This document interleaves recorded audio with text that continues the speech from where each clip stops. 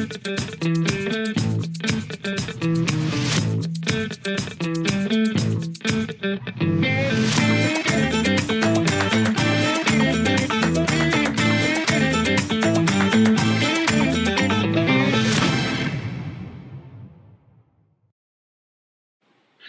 hello, everyone, and welcome once again to La Tertulia Ecuestre.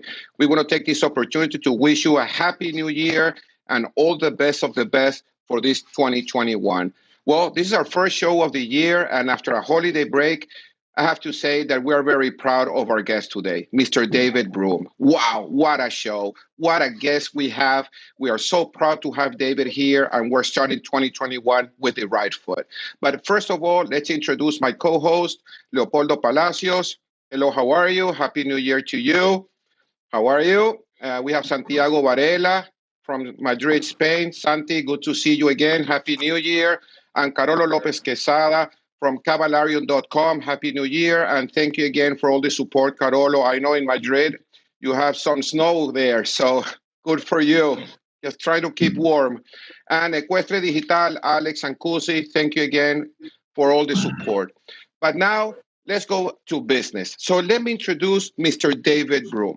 David, thank you for coming here. And let me give you, please, a minute or two to go about your resume. You are a legend of the sport. You are admired by hundreds of thousands and millions of riders all over the world. And first, you competed in 5 different Olympics, starting in 1960, 64, 68, 72, and 88.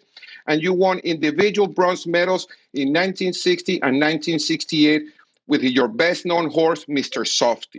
In 1960, you were voted BBC Sports Personality of the Year. And in 1972, you were the flag bearer for Great Britain. Wow, what an honor. Congratulations on that. Also, you won the King George V Gold Cup, a record of 6 times on 6 different horses between 1960 and 1991, a record yet to be equaled. Wow. I mean, the more I read this, the more I get impressed about yourself, David. Let me be honest. And you enjoyed the most success on Irish sport horses. And that's going to be my first question. Why the Irish sport horses?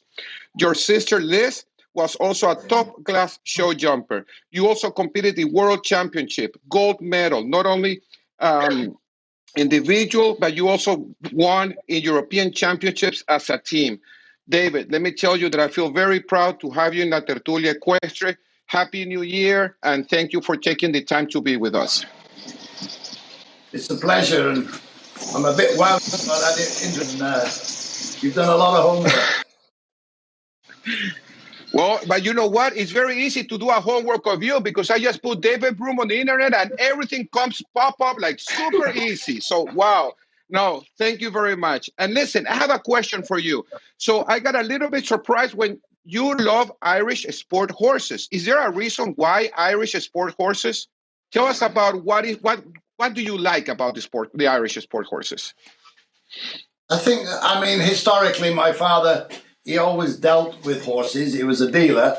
And obviously the Irish horses were imported into England. And the first time I ever went to Dublin was in 1947 when I was 7 years old. And my father bought 21 horses there. So it was a natural place for us to go to Ireland. The Irish horse, there never was a system, I don't think, with the breeding of the Irish horse. It was a little bit of potluck, but the sporting element was in them somewhere. And they were always very good to me, the Irish horse. It looked after me.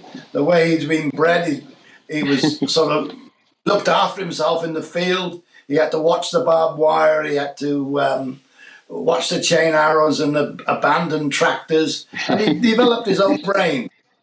And I think as the years went on, an Irish horse at 5 years old could only jump so high. But as the years went by, he always got a little bit better and a little bit better. And from that point of view, I think it was always interesting to produce an Irish horse. I wonder how far he went up the scale. But he always had a very good intelligence. And the nice thing was he usually wanted to please you. It was generous to the end. And I must say the Irish horse was a great favourite of mine because of all those things. And he looked after me. That was the nicest part. Well, I'm very super because you won everything with Irish sports horses. So good job on that.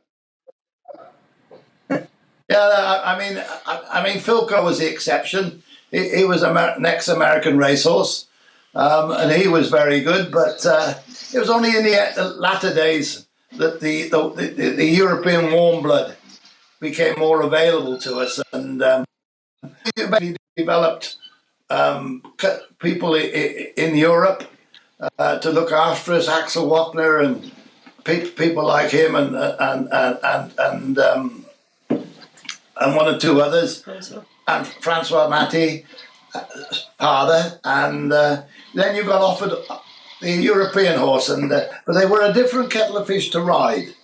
The warm blood, a little bit more of the German blood in them, and they had to be dictated to a little bit more when you rode them. Whereas the Irish horse, you played along with them, and they played along with you, and we sort of got to the end in the end. But the European horses, they did have to be dominated a little bit more in the early days of their breeding. The one European horse I could never get on very well with, French horse. I always found them quite difficult to ride, but there's been some very, very good French horses, but I think they needed a Frenchman to ride them, to be honest. But the Dutch horses and the German horses, I mean, the record shows they've been brilliant over the years and getting better and better. Well, thank you for that. And let me tell you, we had a conversation here in several shows about the benefit of having thoroughbreds, ex-race horses that don't make it to the racetrack. Apparently, they've done a very good job. But nowadays, the horses have been developed to a sense that they're not used anymore. Everyone goes with the warm bloods, the Germans, the Belgians, the French also. So this is a discussion that I would like to have maybe if we have time today to see if we should go back a little bit to the thoroughbred or keep with the warm bloods. I think, though, you'll find that the thoroughbred nowadays on the American racecourse is a different horse than what there was in the 70s. That they've changed a little bit, and I think racing in America has changed. Whereas where a racehorse may have been proved to be not good enough when he was 5 and 6 year old, that they have different classes and they're allowed to use different things with them as far as medication is concerned. So there's not the supply there from the American racehorse to our sport, and that's why I think the Americans now come over to Europe looking for the warm bloods.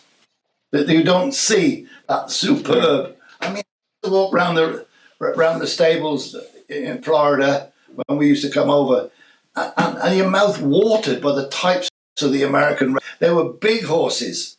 The English thoroughbreds a smaller horse altogether, but the American was a beautiful big horse, and your mouth just watered as you walk down the rows of stables and you see their heads. And I mean, they were a lovely animal, but I don't think they're there now. Oh, interesting. Okay, Leopoldo, I know you're dying because I know you're very close to David and you have a ton of questions. So go ahead, Leo. David, something fun. A friend of you told me that you have one of the best horses you have a donkey in the stable. The horse live with the donkey. Mr. Smoothie, he live with the donkey. This is true? Absolutely not. I never heard that one before. But this is, somebody told me, I said, I don't see this is true. I want to ask him. No, it's not true at all.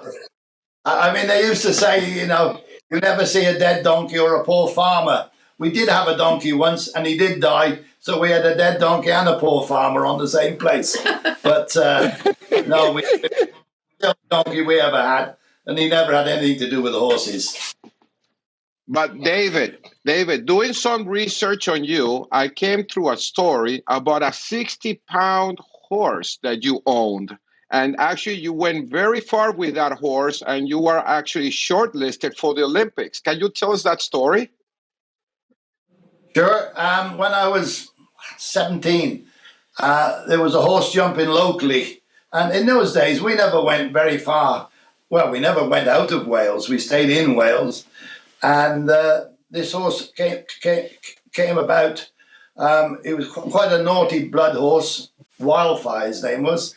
And he was stopping and whatever. And my father bought it from a gentleman called Geoffrey Gibbon, who'd been on the British team, believe it or not, in the years gone by. And we bought the horse and £60. My father didn't have the greatest faith in him, but we had him all one winter. I hunted him, and we went to our first show, and I can remember it now. And he stopped, and we got eliminated. But it was a triple bar going away from the collecting ring, which is the perfect fence for a stopping horse to stop at. But my father said on the way home, right, he said, you've got one more show with him, otherwise we get rid of it and go. And we went from there then to a place called Stowell Park up in Gloucestershire. And the second day we won both classes. And from there on, he was the most wonderful horse. A little bit peculiar in his way, which is you couldn't you had one go at putting his bridle on. Otherwise, you couldn't get it on him. And but he was quick. He and I just hit it off. And I think at the time, it was when we started to have more classes against the clock to find the winners instead of just dividing.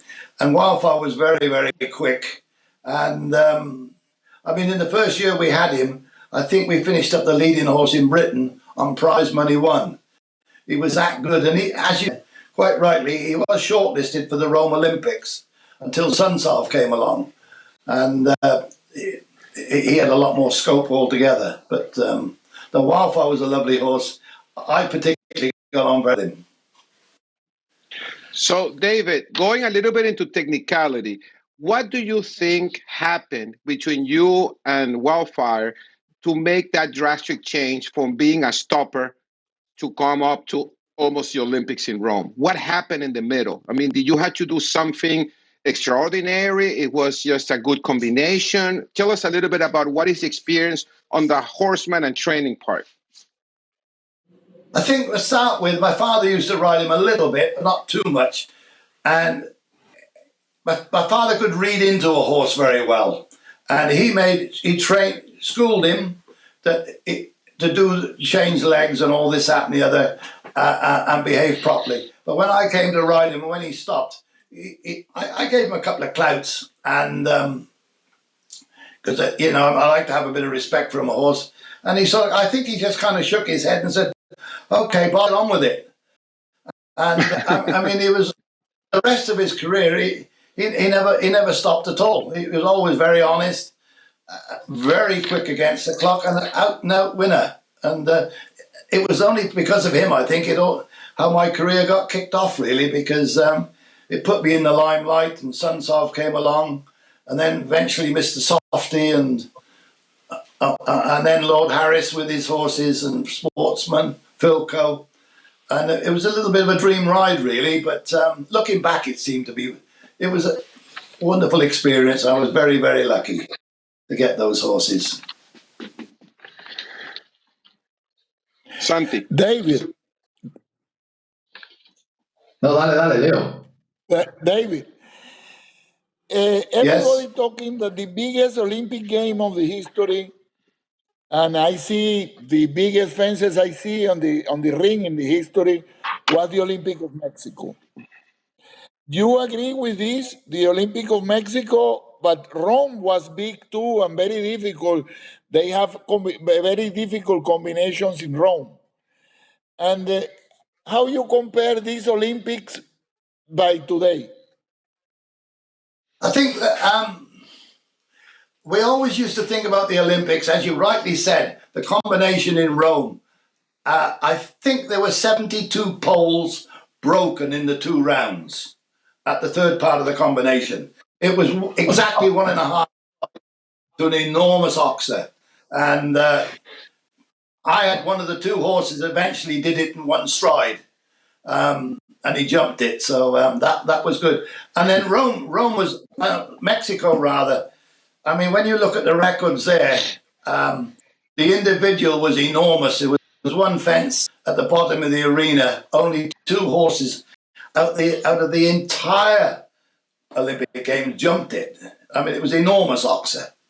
That was that, and then the team competition, they got this. This would appeal to Leopoldo. They got the timing wrong. There was only 4 horses jumped the Olympic without time bomb. I don't know. He must have been watching it, I think. And I actually had 2. It was 95. I think the first round I jumped in 95.6 seconds, and the second round was 96 seconds dead.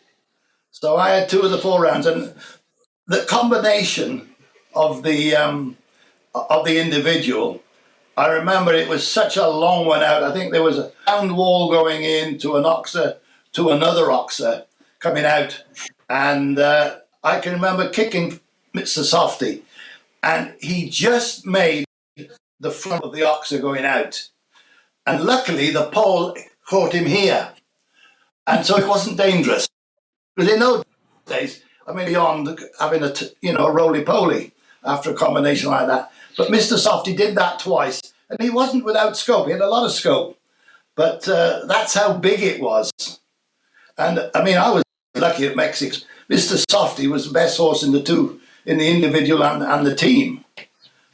Sometimes, other days, I would have won the gold medal at the different Olympic Games with different rules, but there we are. But they were very big. Now, going back to Leopoldo, things changed, I think, after Montreal. And that was an enormous one with Albin won it. There were enormous jumps in great big deep cups, big, thick, heavy poles. And I think it was a time of Olaf Peterson arrived on the scene about that time. And he brought a lot more technicalities in. And he built a lot smaller courses, but he still found results. I think that was a breakthrough to probably the end of the 80s and the 90s and whatever. But I think maybe now it's time to be looking at the courses we're jumping, because they've taken all the bravery out of horses, and it's so technical now, and it's delicate that the jumps are. You can't ride at them with the horse looking at them and coming off the fences. And I'd like to see a little bit more of a balance of the old and the new. And we must get away from this where every filler hangs on the wings. I know it's the easy way for course builders to build it, and they have under great pressure to build a quick course and get it done. But I'd like to see a little bit more of the old-fashioned, a nice gate coming in, so the public can relate to the different fences on the arena. I think course builders, they owe it now to look back at what they're doing and bring another dimension back into the show jumping to balance it up a little bit. It's gone too finicky for me. It's taken about. You don't need a brave horse anymore. You just need a very, very careful one. And there's another dimension if we look for it. Regarding this. The other thing I forgot to say was, in our day, in those years, the water jump was, I think, 5 meters, 16 feet 4 inches, and now it's only about 4 meters. The difference is that. Let me tell you, that on the end of a water jump is an awful lot of room to clear, and that's quietly disappearing. But it did.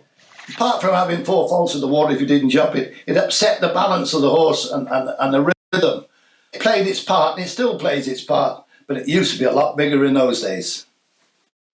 But one question regarding this issue about the mix between the old fences where the horses can look more and these too delicate fences, in my opinion, too much delicate fences that we are using today. And I agree with you. I perfectly agree with you that we need to come back to the medium point between both things. And one question: how you believe that it will affect the hind boots on this construction? Because in my opinion, it will decrease the speed of the horses during we need to pay attention on the time allowed, but also we need to build to come back a little bit to the old fences, because without the hind boot, horses will change a little bit or not. The hind boots situation, it wasn't really around when I was jumping. I get conned a little bit when I see horses jump fantastic and say, yeah, but look at that, he's got hind boots on. They do change the nature of the way a horse jumps. Some said it gives them support, others say it protects them, but it does affect the jump. And I think there's no need for these boots, because the horse is not natural anymore. And I don't think it's very fair to the horse to expect him to jump, what should we say, not normally. I mean, it's too much of it. We agree. All of us, we agree with that. Sorry? All of us, we agree with all of us, we agree with your point that this is not natural for the horses, and we have pressure to avoid to use the hind boots. This is clear from our side. The question is that at the same time that we are taking out of the sport the hind boots, if we need to come back to the old fences and a little bit less light fences than we are using today. I think if you went back to heavier type of jumps, I'm not talking about the Broome type with the great big poles and the big deep cups, but halfway, as you said, horses that jumped unnaturally behind wouldn't actually attack the jumps the same way. I think it would daunt them too much. When horses given back fences this much, I mean, the fences would be a bit too big for that, and they wouldn't last in 2 minutes. I mean, the one thing about our horses in our day, they lasted a very long time. Horses were jumping 16, 17, 18-year-old at the very top end. And I think there's a lot of lessons to be learned from that, or taken from those days, really, that we're missing the point these days. Carolo. David, Sansal was probably your first great horse, I think, and Lanigan maybe the last. And in the way, you have horses like Countryman or Sportsman or Philco or Mr. Softy, which one of them do you think would be a super horse today, in these days? There's no question. Sportsman, Philco, these horses would have been top stars today because they were so careful anyway. And they had such a lovely technique. The jump, I can remember, I remember going to America on the North American circuit, watching Rodney Jenkins ride, and he's one of the greatest riders there's ever been. And he always said the jump came out of the hocks of the horse. And when they used to warm up the horses, and Rodney, he'd actually trot to about 1.60 meters in the collecting ring, just duck, duck, duck, boom, up, and jump it for fun. And I used to watch him warm up more than I'd actually watch.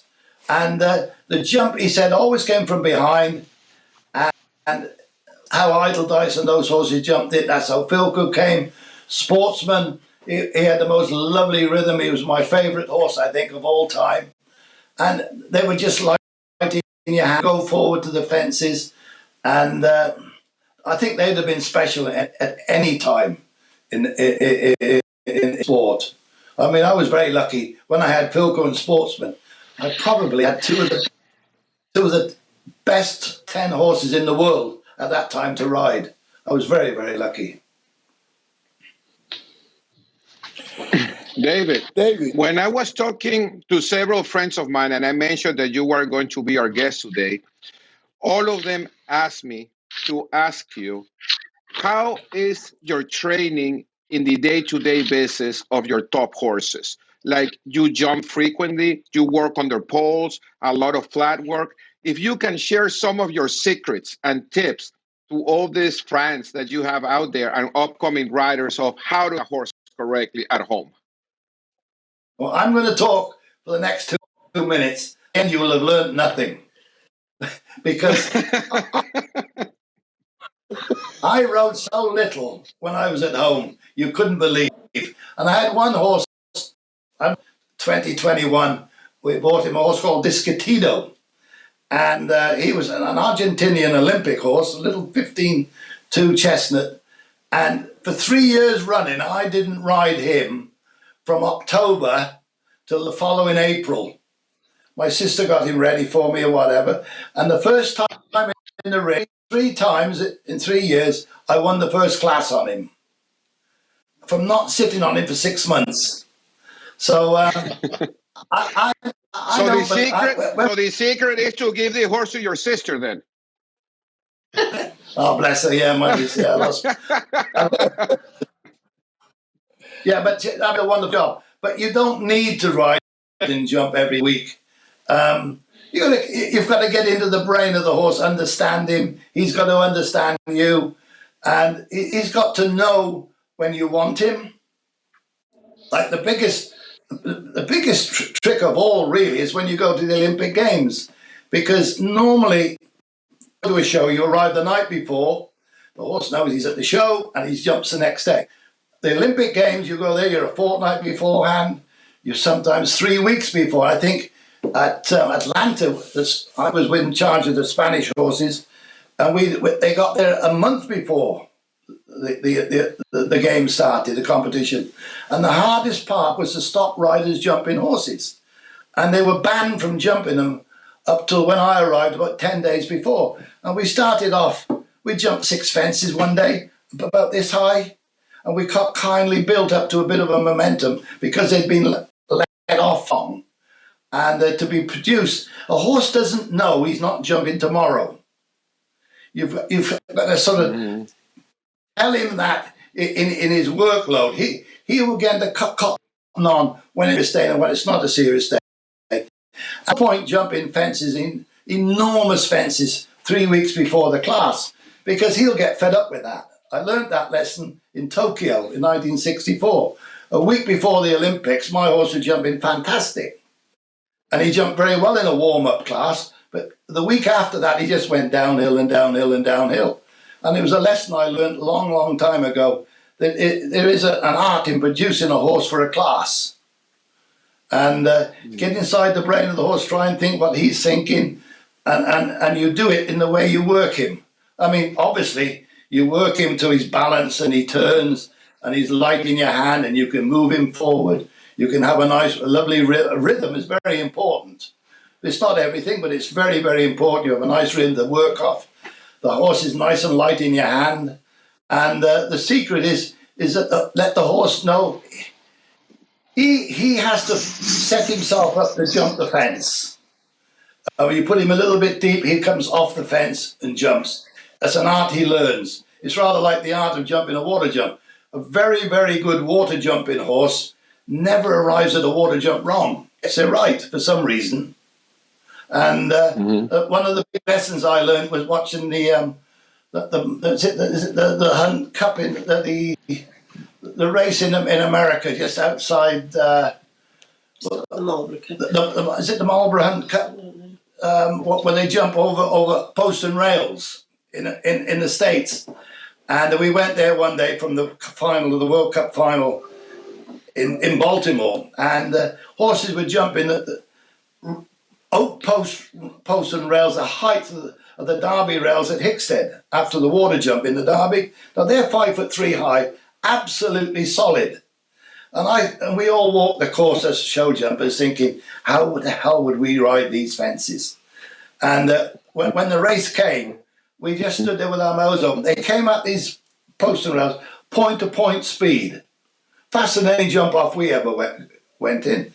And the horses were setting themselves up to jump the fence. They had their eye on the pole, and they never got there wrong. And it was an eye-opener that if you've got a very nice, positive horse, he will help you jump the fences. And you shouldn't abuse that. look after it. Don't over jump him. I always said in every horse there's only so many jumps, and every time you leave the floor, the meter goes click, and there are only so many clicks in a jumping horse, and keep them for the arena. That's where you win the money. Interesting. Leo, dale. Leopoldo. David, do you say that the old-fashioned fences and everything, but one of the things that we're losing today is the spread in the fences. If I go to the horse shows and I see this oxer is 180, spread is big, but this is normally, for example, in Spruce Meadows, who I still building, I make it oxers of 195 and 2 meter width, and no problem. Why do you think only jumping big fences but not wide fences today? The horses lose that ability, or they are very careful in the front pole, or what happened? What is your thought of this? That no spread on the courses, real spread.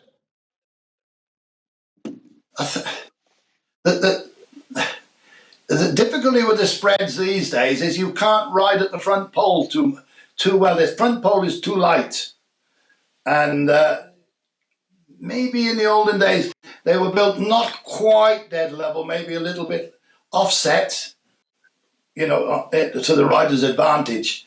But I remember jumping an oxer one day in Rotterdam in the European Championships, away from the in-gate, and the whole thing was made of plank. Cups were like this, deep, and the back bar was a plank in a cup, and Harvey and I walked the course together, and Harvey did this in between the oxer, and it was that much further on that the pole was, so it was that wide, and that was the oxer that we always related everything to in our lives afterwards.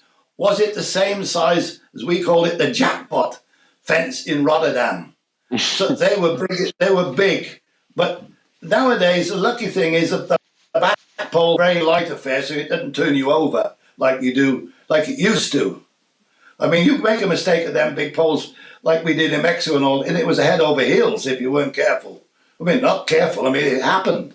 Whereas nowadays you've got the advantage of the cups collapsing, which has saved an awful lot of horses getting damaged and hurt, let alone the jockeys. But I think, going back to your question, an oxer is a big strain on a horse. He's not only got to go up, he's got to go wide. And if you had an oxer going downhill a little bit, the impact of the horse jumping downhill over a big oxer landing, it used to break my heart to land on a horse going downhill, because where you're coming down, the pressure on them front legs was awful, and you can overdo it with the oxers a bit too much. The art of show jumping, and Leopoldo knows this better than anybody, you get more faults from the big verticals than you do invariably, unless it's an impossible oxer. I don't know whether you agree with that or not, but the big verticals get your fences down. Yeah, I agree. For me, it's much easier to find the fault on the big verticals and the front pulls of the oxer, and it's fair for the horses much more than and that not means that we are not using the spread.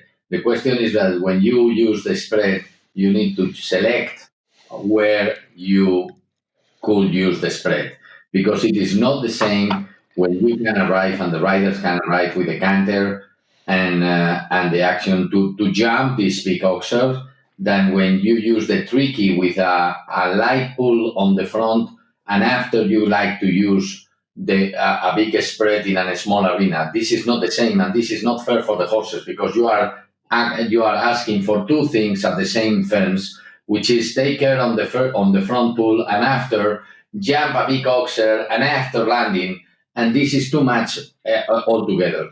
The question, Leopoldo, is that in Calgary, obviously you have more places, and I tested with you many times, you have more places to select where you can use big oxers than in other arenas.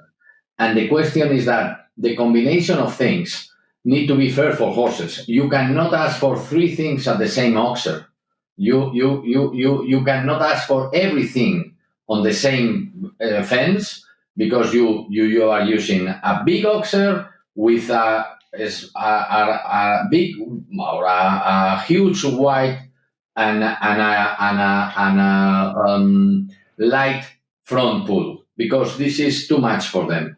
The combination of the 3 things need to be the place, the composition of the oxer, and the spread.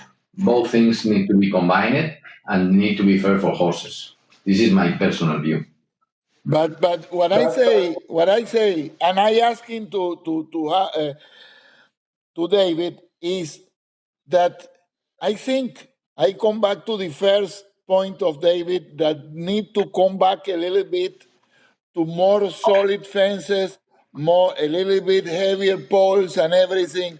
This is what I want to see on the sport.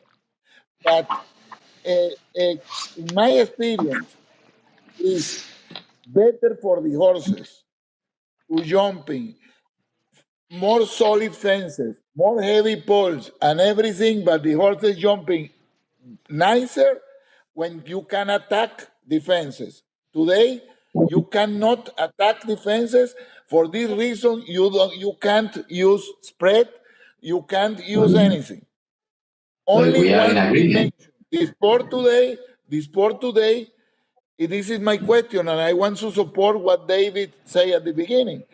It's only one dimension. Careful, careful, careful, careful, careful.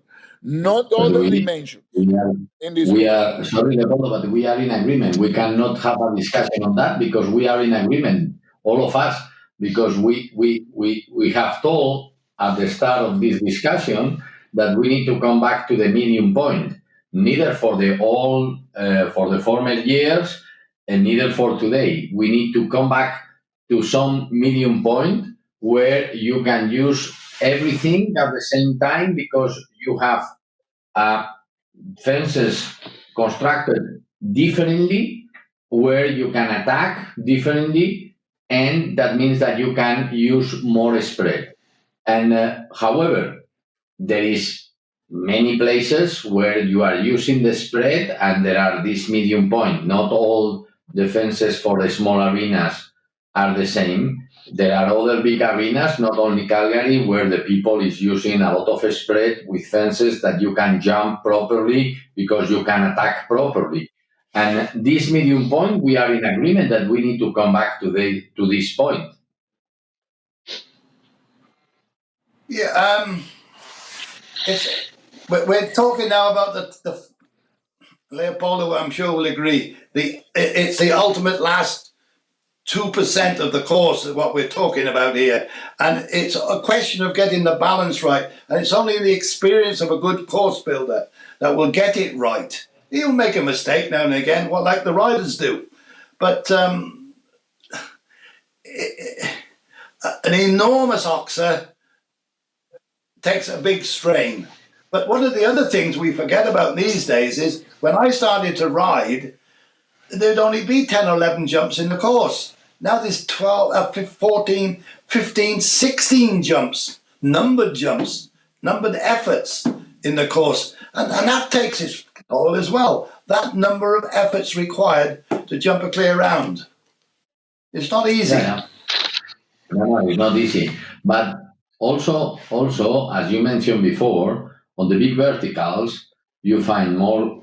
Today, you find more faults on the big verticals. Also, in the combination with 2 verticals instead to 2 oxers, you can find more faults than in oxers. Most likely because you are not using this big oxer on the combination, for example, and you are using verticals, and the course designer today are finding faults everywhere. But as you mentioned, everybody can make mistakes.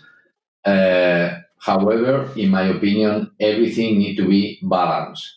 And you cannot ask many things on the same fences for horses, because you need the first characteristic of the fences need to be fair for horses. Simple as that. This is my only the point that I have. Another point I'd like to make is invariably the reason why you had a fence down was the way you jumped the fence beforehand, the one before. And the clever course builder, he'll lead you on to make a mistake. That's their technique. And it's a very clever one. I mean, it often is by an angle or a couple of this much, and it makes a big difference. And this is what the clever course builds. And hopefully the rub is just a little fault and the pole falls down, and that's the end of your day. You know, this is exactly which is the difference of the course builder that the people that make fences. The course builder makes something from the start of the course to the end of the course that happen and affect the other fences, and that is the difference when you understand that the distances are only numbers. Numbers not means nothing, and the same distance can mean short or long, depends on what has happened before and what will gonna happen after. And this is one question that the people likes always to have the right distance for this combination or the right distance for this line.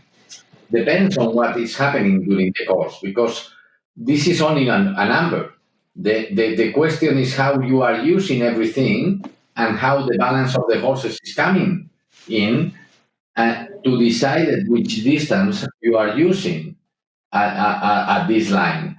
And this is totally different. The discussion that I had with Leopoldo 1 year ago when we prepared the presentation for the judges about these numbers is the difference is how the riders need to manage during the line or during the different lines, and how they can constrain the last three strike or not. This affect a lot which is the meaning of what is the meaning of the distance that you are using, no? And I agree with you. The right course builder is the ones that are preparing what will gonna happen in the next fence. That's his style. I mean, and it's you admire it. I mean, you look back, and some of the reason why I jumped that fence too much, I was a little bit off centre. I would like to see one of the developments of the sport. I went to a show down at Pau with the driving down the south of France, and they had a 5-star 3-day event there, and they had what they call skinnies, little narrow fences with a point on them. And I walked the course because it was next door, and I thought these fences were against the goodwill of the horse, everything, and all these things. But come the day, these event horses jump these little skinnies for the fun of it. I understand that the FEI rules, you can't have a fence narrower than 8 feet. So it's quite wide. Why don't we get a little bit more technical for the right to get their strides absolutely perfect? Fence. This is an area that's never been developed in our sport. And I think it's a step we could go forward to. I mean, you could try it in speed classes and everything. In the 60s and the 70s, there was a course builder in Holland called Mr. Jurgen. Now, they used to have a car class at Amsterdam, and he always came out every year with some little different sort of a funny, like there's a diamond to jump where you had to cross it and all these things. And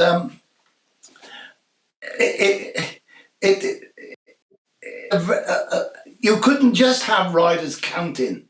You know, you see people, you walk the course nowadays, and you see some instructors out there, and it's either 10 hard strides or it's 11 soft strides. Well, for heaven's sake, it's far enough to open your eyes and see your stride.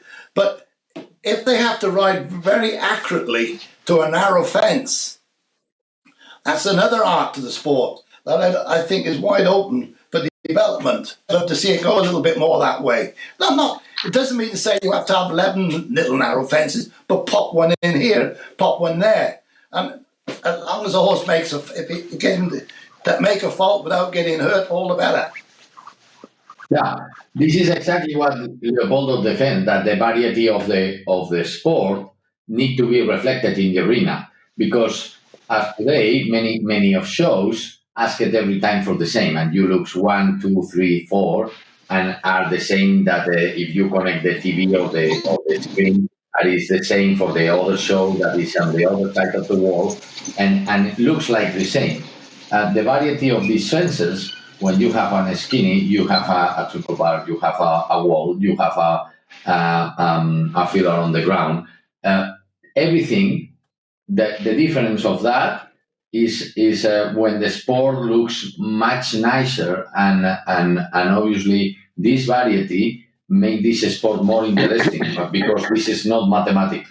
Because when the surprise arrive on the sport, and I am not telling and not misinterpreted to me, is that the variety makes that obviously the riders need to understand what the horse will react during the course, no? And this is obviously a point on that, no? Yeah, I mean, we see a lot of the course, as you rightly said, are either poles or planks, and every filler is hanging on the wings. Well, there's a lot more things we can be doing, and I'd love to see now, if possible, course builders to get together and go away and come up with some new ideas to make it more interesting. You have to ask yourself, why is the Hickstead Derby so interesting to watch? Because there's so many different types of jumps there, and it keeps your interest. And the horse has to be a special horse to jump it. Well, you could develop that. I'm not saying you want to be jumping banks or anything, but the different styles of fences, it's there. And please, I really would like course builders to get together and concentrate on trying to do something a little bit different to what we've got now. I think that in this area of the same type of jumping all the time for too long, we need different things to get people to talk about, make it more interesting. One day last year, not last year, the year before, we have a new arena at our place, and where the riders go out of the ring and jump a couple of little funnies and they went up and did a devil's dyke type of thing, but not like the Hicks did one. And it was a 120 junior novice class. And I watched this class for about 2 hours because it was different.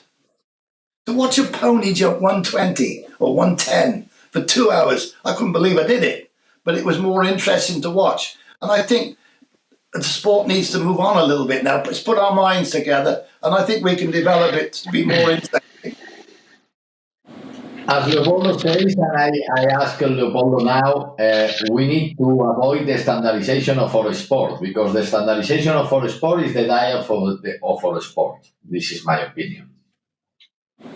If We David, need to avoid the standard. our sport, I see today, and I am not happy with this. Like Santiago says, I think he just disconnected. Oh no, he's there. He's there. Okay. no, he's there. David, Yeah. Okay. if I see today, it's a tendency on the shows and on the people and on the direction of the sport to try to standardize the sport. And the beauty of this sport is the surprise, and every ring is different, and every fence is different, and everything is different. Today, I have this fight all time that I am against the standardization of the sport. Do you think it's better to standardize the sport, or make it different everywhere and have different kind of fences and different kind and variety or everything? When in the 60s, 70s in England, that we had different courses in different areas of the country, and most of them had their own jumps. And the technique that the different course builders used dictated to what horse you use at that arena at that time. And it was a lot more interesting. You know, if you went So the Great Yorkshire Show, you had these balls and you had things like that. You went to Shropshire, there was another different set of jumps. You could use different horses to win the different classes. And it was a lot more interesting in those days, I think, to have the difference. The other thing, of course, that we're totally forgetting is in the olden days, we always jumped on grass and the field was undulating. And this was an absolute godsend to the course builder, because where he placed the jump could make all the difference whether you jumped it or you didn't jump it. And a rider had to be very intelligent. He had to be very intelligent. Of the job. Sorry? The grass arena is making the half of the job for the course builder, because depends on the hill. Totally. I mean, what the course builder has now on a dead level, perfect going false arena, it makes it so difficult for them anyway. I mean, whereas before, if it's a little bit of a slope on the field, a vertical down the hill is a lot more different to a vertical up the hill, especially oxes are different. And we're forgetting that. And of course, all of us now, we all have menages at home, dead flat to horses. Horses never learn to get his balance going up the hill or down. And it makes all the difference the way things happen. But there's a lot can be done, I'm sure, if we put our minds to it. David, we are reaching the top of the hour, but I have a question that I have to ask you as a writer. This has always been, let's say, a discussion of a sensitive point between course designers, public, and writers. If you are in a competition with a jump off, what would you think or consider it was a success? Only one clear round? Only a couple clear rounds? Or enough clear rounds to have a fast jump off? What do you think is a success for the course designers, for the sport, and for everyone? Depending on if it's an ordinary competition, there's liabilities and there's different conditions. An ordinary class, you get people going, they want to see quite a lot of clear rounds. If you get a very special class, like the King's Cup or something, the last thing you need is a course where there's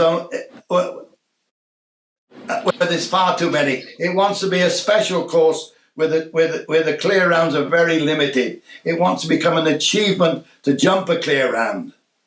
And I think we all accept that. The course is going to be more difficult in a special class.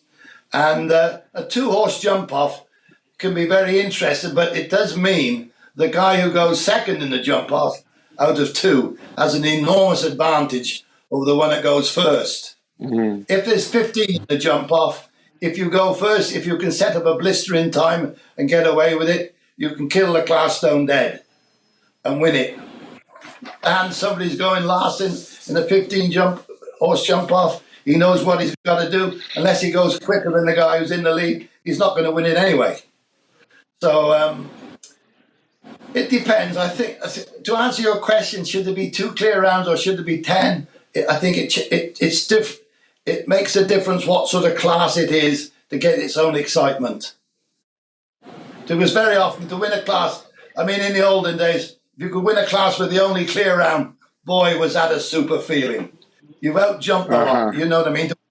To win a puissance, to be the final winner, you can stick your chest out and say, I beat them all today. They couldn't jump as high as me. And there's a pleasure in that, I must say. Yeah. Carolo. You did a great national trainer here in Spain. We were 5th, the Olympic Games of Atlanta 96. How did you live the experience in Spain? I loved it. They were a great bunch of guys. The riders were superb. The Spanish, their professionalism and their manners is absolutely beyond. They respected me in every way possible. I've never felt better them being with the Spanish riders, and they listened to. I mean, I was very fortunate. The crowd we took to Atlanta. I mean, to come fifth, and remembering our best horse, he wasn't really sound then, if I remember rightly. But we did it with 3 riders to come fifth at the Olympic Games. And remember, we were 17th. We only got into the Olympic Games at the very last minute because one team dropped out. But it was a great experience. I loved every minute of being with the Spanish. And I made a lot of friends there. I loved it. Okay. Leopoldo, do you have any last comments or questions for David? Because we're reaching already the end of the program. David, in your time, you have a mentor in the sport who teach you to ride, but today, how you start in the sport? I think it's a good thing that you can tell to the people today that they open the eyes how to learning, how to go be success in the sport. Sorry, I'm not quite with that How one. to be a success in the sport. Could you say that again, How please? you start in the sport? Who was your first teacher? Who teach you to ride, and how you develop your abilities in the sport? So lucky. My father was absolutely superb for me. He had a natural gift for riding horses. He taught me and he taught my sister how to. And every time we went to a show, it was a lesson because he was always there. He always told us where we went wrong and what to do. And his big thing always in life was you had to go forward on short, sharpening strides and always ride your corners. People jump a fence and then they go around the corner and they go, plop, plop, and then it's all go again. You have to maintain your rhythm, your concentration the entire time. And my sister and I, when you think she won the Aachen Grand Prix, she was the first lady to ever win it. And I mean, we were so lucky to have him.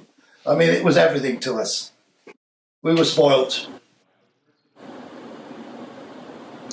Santi? David, can I ask you your opinion about one colleague that we have in Great Britain, one course builder, a Spanish course builder, Rafael Suarez. Can you tell about him? Oh, very happy to. I've known Rafi, he's probably 20 years or more, and he's a very friendly guy, Raf. So you can always talk to him, and he'd always listen, and he'd come and ask you questions. And his artistry has grown over the years, and nowadays, in my opinion, he's probably one of the best course builder in Britain. He has a gift for it. He's very intelligent. He always listens, and he never forgets. And I admire him very much because he's a hard worker, but great fun to be with. And I think hopefully he'll be one of the top course builders in the world before long. He'll be accepted as that. I have a lot of respect for Raf. He's very good. Thank you. Thank you for the description of him, because he's not knowledge in Spain, but we know perfectly him, and we know that you know him much better than us, and I am very happy to hear that from your side. Carolo. David, one question, difficult question, I think. You have rode with Goyo Aga, Binkler, Dinceo, Nick Skelton, even with Barebone. Who is the best rider for you? I don't think there's ever been a best rider in the world, but to be one of the top 10 best in the world is a closer description of nearly all of those people you mentioned. They'll all be one of the top 10. To be in that crowd is everything. Ludger, the Dinzales were perfectionists. Alvin Shockermuller, fantastic. Harvey Smith, in his own way, did things on horses nobody else has ever done. John Whitaker, Skelly, fantastic people. And that's not the Americans either. You got French people, wonderful. No, there's a lot of very, very good riders. And I think to say who's the best and wave the flag, I think that's impossible. And All right. Neko, what do you think about Neko? Nelson Neko Pessoa. Pessoa. Oh, Yes. fantastic. Unbelievable. And what a beautiful style. I mean, he used to ride around Grand Geste. Amsterdam won both big classes on the Sunday. Neko was in front of his time. Brilliant. A joy to watch. Okay, so we're reaching the top of the hour now, but before we leave, I think it's important, Santiago and Carolo, that we mentioned the new announcement from the FEI jumping director, Mr. Marco Fuste from Spain. So, Carolo, you want to take the lead now and congratulate Marco on behalf of La Tertulia Ecuestre and David here? Yes, of course. We will call Marco, and if it's possible, we will interview him. Well, then, Marco's been a friend of ours going back right to Ronnie Marsarella days. Mascot into the British team, Marco was in those days. He come to America thing, and I think he'll be very, very good for the job. He's very knowledgeable and he's very interested, and I think he'll be great. Not an easy shoes to step into, John Roach's, but John did a good job. But I think Marco's up to it, and I look forward to a great future with him. I agree with you, David. I totally agree with you, David. And I think Marcos is the best person that I think the sport have today for that place.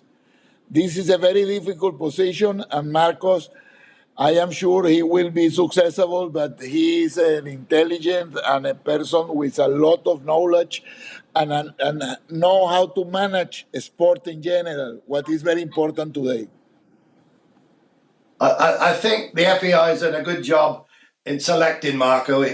He's there, he understands the sport, he's been in it long enough. And if you have any trouble with Marco, give me a ring, because I'm sure I can help him.